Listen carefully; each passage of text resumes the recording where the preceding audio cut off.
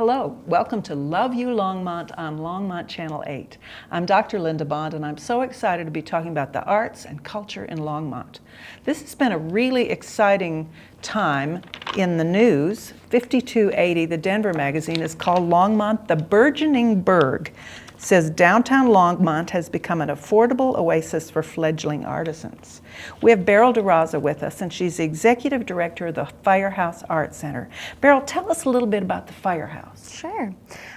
So the Firehouse originated in 1901. Actually, it's a historic landmark. It was the first fire department in Longmont. So that's really exciting. But in 1986, the building really was kind of up for grabs, and the city wanted to figure out what to do with the building.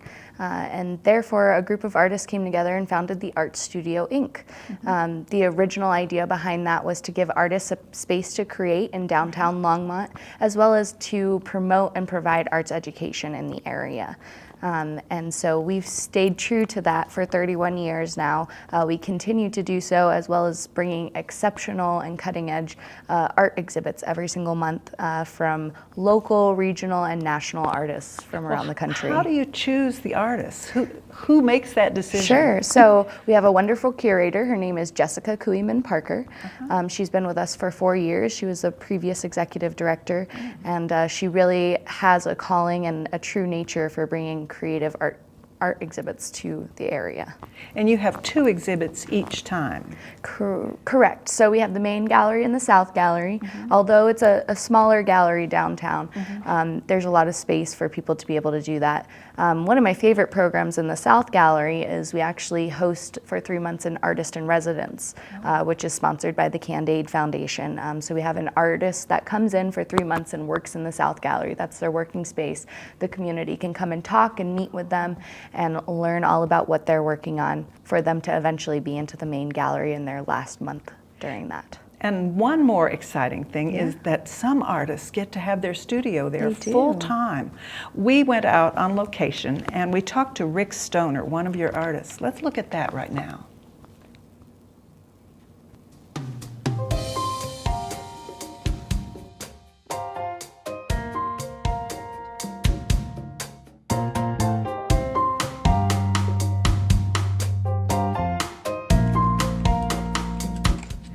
This is Rick Stoner, and Rick is the artist in residence at the Firehouse. Now, what does it mean to be an artist in residence?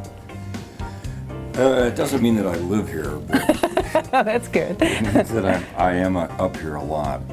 But residence is probably more the idea of it being, I've been here a long time. I work here pretty much every day. This is my profession, full-time job essentially. And I've been paying rent here for a long time. It's a city-owned building. So I've probably been here, I don't know, 25 years, maybe 30 years. Wow. Almost since the inception of this whole project that got started downtown. How wonderful it must be to have a studio in a place you can come to every day, close up every night, know everything's going to be there in the morning. Oh, it's great. It's really cool. Plus it's downtown. Yeah. So I get to stare out the windows a lot and waste time, watch people walking up and down the streets, you know, crossword puzzles, that kind of stuff. Sure. So I get to keep active in what's going on in this area. How would you describe your art? What kind of an artist are you? Probably it's representational, meaning mostly what I do is like this, the decoy. What you see is kind of what you get. There are aspects of it that are not completely, I like to do little puzzles in them sometimes, but like these are Chinese characters that says duck soup. Oh, how wonderful. I have no idea where that came from. I like the characters. So. Is it related to the Marx Brothers at all? You know what? It might be. Probably subliminally. It has something to do, although I haven't seen that movie for a long time. Right. Do people come and visit you here? And I mean, like, could young people come and see what you're doing? Absolutely, yeah. It's open. I always have my door open. I never turn anybody away. Wonderful. So I do teaching. I do some classes up here as well. But yeah, it's a as far as I'm concerned, it's a public space. That's great. So I enjoy showing the space and the work, and so yeah, it's always open for anybody that wants to take the time to walk up the stairs. Well, both you and your space look like what an artist is supposed to look like. You're paint splattered. I love it. Thank you so much for letting us visit you here. Thank you, Linda. One of my first experiences in Longmont was coming to the Firehouse Art Center, and it felt like a party. It felt like things were happening there all of the time. It was so exciting. And I was able to go upstairs and meet with these artists. There are 3 of them, and we were lucky enough to get to meet 2 of them. Let's look at what Duane Wolf had to say about his space. Sounds great. This is the artist Dwayne Wolf, and this is his subject, Chester. Now, most people don't get to take their dog to work with them. How lucky are you? Well, it's very lucky. The Firehouse, it's a privilege to have a studio here. The staff is super supportive. I wouldn't have a studio if I didn't have a studio here. I'd be working at home. You do a lot of your work on location, or a lot of your prep on location. I see that you have an iPad over there. Yes. How do you work? Well, I have my iPhone. I usually work from photos, but not always. I'm doing a landscape series based on the St. Vrain Greenway. Oh. Because I walk Chester there all the time, so it's like natural. And what you see on the wall here and on my easel is the result of that, walking on the Greenway and just taking shots. Well, it's a beautiful area.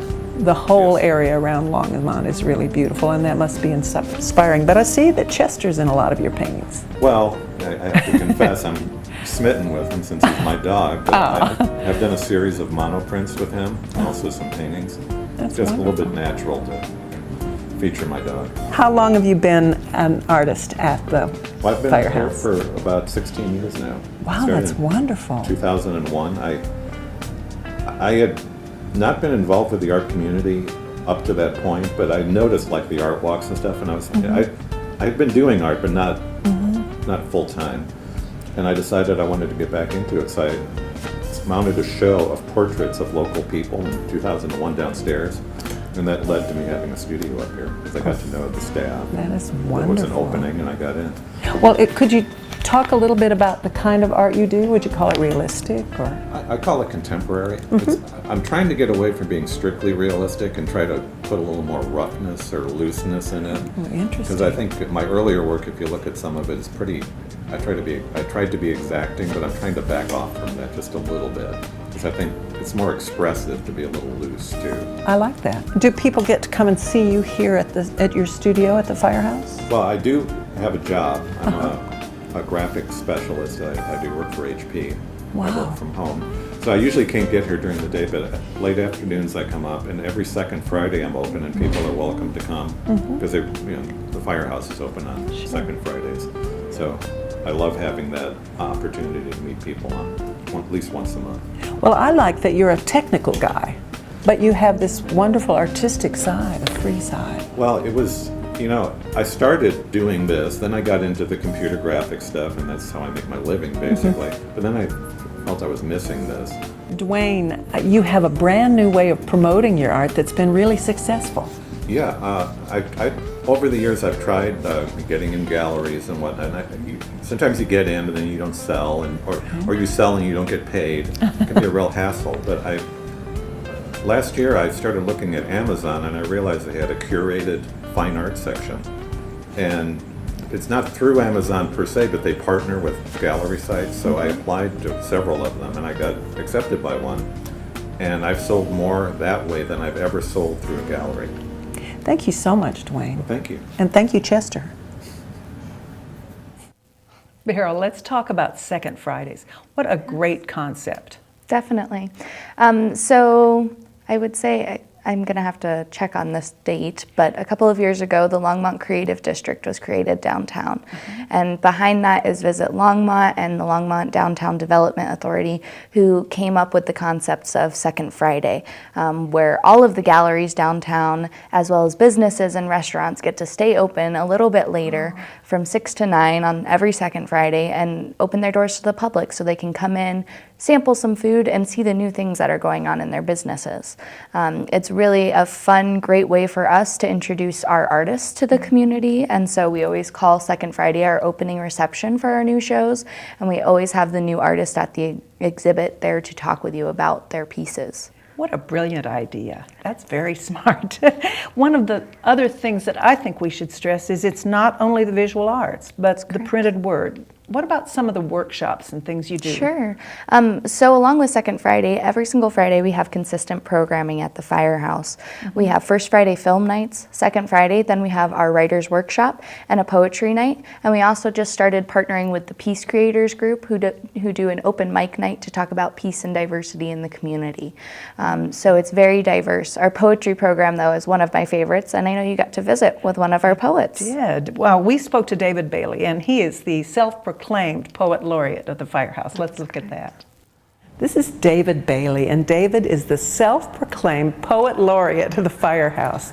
Now, there are wonderful opportunities for poets here at the Firehouse. What sort of things do you all do in a month? So every month we have, for the third Friday, 7 to 9 p.m., we have a workshop. One of our volunteers or poets gives prompts to, let's talk about love or rain or whatever. And then the last Friday in the month, we actually have a live poetry reading. People come in, sign up, and it's quite lovely. There's everything from, I love life to what do I do with my life? That's great. Yeah, and also 7 to 9. Oh, that's great. Yeah. Well, what's the criteria for that? Does somebody have to be acknowledged as a poet to come and take a workshop or just to perform? Absolutely not. It's amazing, the people that come and say, well, I'm not a poet, and then we give a prompt, and then they read these very honest things, and it's like, okay, you may not consider yourself a poet, but you just demonstrated that you are, and so that's the beauty of it, is sharing and getting constructive feedback, and usually we have some goodies to eat as well. It's just a good time for being here and being in this wonderful place. Well, you are known as the most prolific poet in Longmont. How many poems did you write last year? That's another self-declaration. Last year I wrote 803. Oh my! And I'm off pace so far. I've only written 81 so far this year. So. What inspires you? Oh, what doesn't? The weather, someone happy, someone. Often, if I love walking Longmont, and sometimes you see people and you can tell that they're trying to work something out, and sometimes I try to make some educated guesses of maybe what that's about, and it always ends up that I get in the mix of that as well. That's so neat. Yeah. Well, David, you wrote a poem from a source that I don't know most people would have thought of. Tell us about this poem you're going to read for us today. Okay.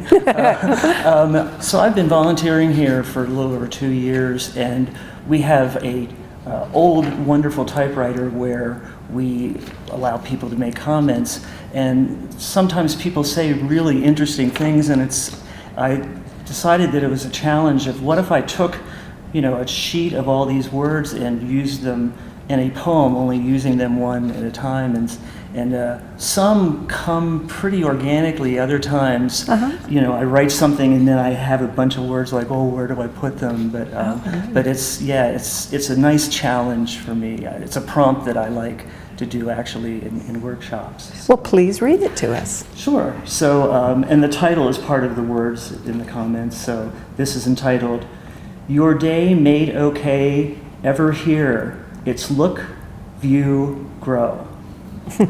How marvelous manifest the madness around historic lime, mortar work, ability to reduce, reuse, recycle kisses like nice exhibit in good French.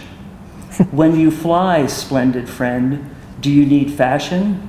There was love and use, aspen trees through cement, safe from need. All I have is Little Italy. So indeed, beautiful Colorado is part art, Port of Wonderful Brick Art, Typewriter Advice, signs Heather Bear. Thanks for this place, part of hello. Oh, I love it. Thank you so much, David. Thank you. Beryl, after seeing these wonderful artists and hearing the poetry, I'll bet people would like to take a class at the Firehouse. I bet they would, and there's lots of opportunities, especially for kids. We have Saturday art classes every single Saturday that children and their parents can drop the kids off. It goes from 12 to 1 for ages 5 through 8, and ages 9 through 12 can attend from 1 till 2. We have a wonderful teacher. His name is Mario Olvera, and he's been teaching with us for over 7 years now. Quite fantastic. He also teaches for a couple of our other programs. We do offer special programs to the community. One in specific that is my favorite is our Art of Possibilities program. It's for individuals with disabilities, and we actually bring a group from Imagine once a month to the Firehouse to explore the exhibit, talk about the artwork, and then do an art project based on that. It really helps with socialization, and we have Bradley Books and Ann Noble who teach those classes. Now, one of my favorite classes that Mario teaches is called Art Attack. He partners with Casa de la Esperanza and Longmont Children, Youth and Families, and every single week he goes down to Casa as well as Longmont Children, Youth and Families and teaches an art class for them. Twice a month they actually get to come to the Firehouse, see the exhibit, and work in the Firehouse. It's a great way to build community as well as to provide arts education throughout the area. You know, it's really at a grassroots level a lot of the time, but it really impacts the most important underserved populations that we can in the community. And it says arts are for everyone. Exactly, because it is. And I think everyone has their own artistic forms, and I think, you know, at the Firehouse we get to cultivate that and give people the opportunity to be inspired and to create. You have some special events also, like a big gala? Yes, so June 3rd we'll have the Firehouse Gala. We're going to be partnering with a local business downtown. More information is coming soon on that. We also have our 5th annual Katrina Ball this year, which is going to be held on November 3rd at the Dickens Opera House, so we're looking forward to that. And then we have another very exciting project in the works. Can't talk about it yet, but I'm sure I'll be back later this year to tell you more. Oh, I would love that. Thank you, Beryl. That's been Beryl Durazo from the Firehouse Arts Center telling us about all the exciting opportunities there are for you in Longmont. You might be looking for us. The Channel 8 crew will be on the streets looking for more arts and cultural opportunities here in Longmont. I'm Linda Bond. I want to thank you for being with us. See you later, and love you, Longmont. What I love about Longmont is it's still a small town with lots of great things to do, from art and events, and people still know your name. Love you, Longmont. Love you, Longmont.